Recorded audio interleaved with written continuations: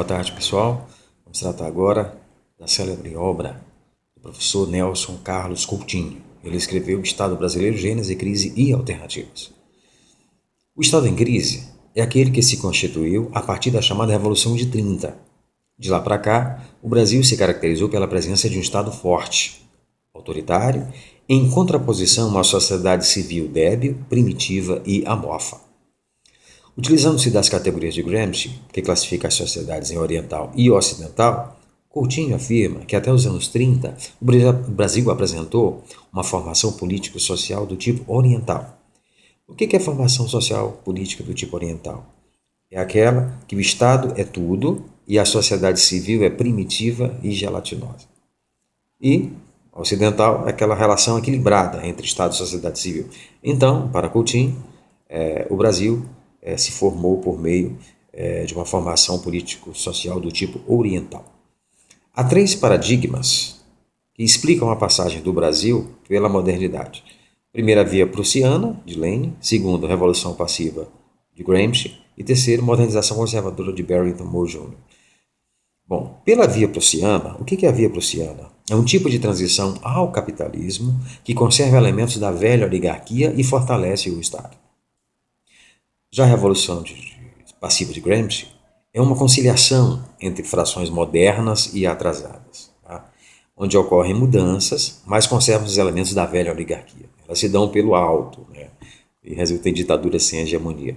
Já a modernização conservadora, que é o conceito de Barrington Moore Jr., são diferentes caminhos para a modernidade, um que leva à criação da sociedade liberal democrática e outro que leva a formações do tipo autoritário e mesmo fascista. Então, conservadoras há diferentes caminhos, há dois caminhos basicamente. O Coutinho, ele acredita que o nosso caso foi uma via brasileira, ou seja, o Brasil foi um Estado antes de ser nação. Não houve uma ação das massas populares aqui. Assim, perversamente, a classe dominante nada tinha a ver com o povo. O Estado moderno quase sempre foi uma ditadura sem hegemonia. E a Revolução de 30 foi, sem dúvida, a expressão dos três paradigmas para Coutinho. Com uma forte marca corporativista, o Estado deveria criar mecanismos para a representação e defesa desses interesses. E a representação seria no interior do próprio Estado. Desse modo, o aparelho do Estado incorporou os movimentos sociais e os sindicatos foram vinculados diretamente ao Ministério do Trabalho. Em relação aos interesses da burguesia, foram criadas câmaras setoriais. Esse modelo intervencionista e corporativista perdurou até o governo Geisel. O regime de 64 destruiu o Pacto Populista, mas conservou os traços anteriores. Novamente, uma revolução passiva realizada pelo alto e de sentido conservador. Quando não fosse possível assimilar corporativamente uma organização da sociedade civil, então deveria ser repelido. Em relação ao capital estrangeiro, o governo Vargas interveio na economia, visando favorecer o capital nacional. A partir de JK, essa restrição desapareceu. Foi a chamada virada entreguista e a ruptura definitiva com o modelo nacional desenvolvimentista.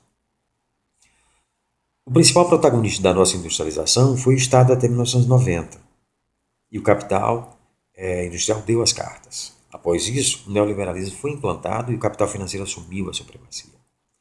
A característica peculiar de um Estado que resulta de revolução passiva é que a supremacia da classe no poder se dá por meio da dominação, e não pela direção política e ideológica, que é a hegemonia. O Brasil caracterizou-se de 30 a 80 pela presença da dominação sem hegemonia. Para Gramsci, é um modo de obter consenso ativo dos governados para uma proposta abrangente formulada pelos governantes. Enfim, o elemento marcante dessa forma autoritária e centralizadora é que ele sempre esteve a serviço dos interesses privados, apresentando as seguintes características: patrimonialismo, nepotismo, clientelismo e corrupção, infelizmente. O Estado brasileiro sempre foi dominado por interesses privados porque, sempre que ocorre uma dominação burguesa com hegemonia, implica a necessidade de concessões da classe dominante às classes subalternas, dos governantes aos governados. É preciso satisfazer demandas das classes trabalhadoras para que possa haver consenso necessário à sua legitimação, que é o welfare state.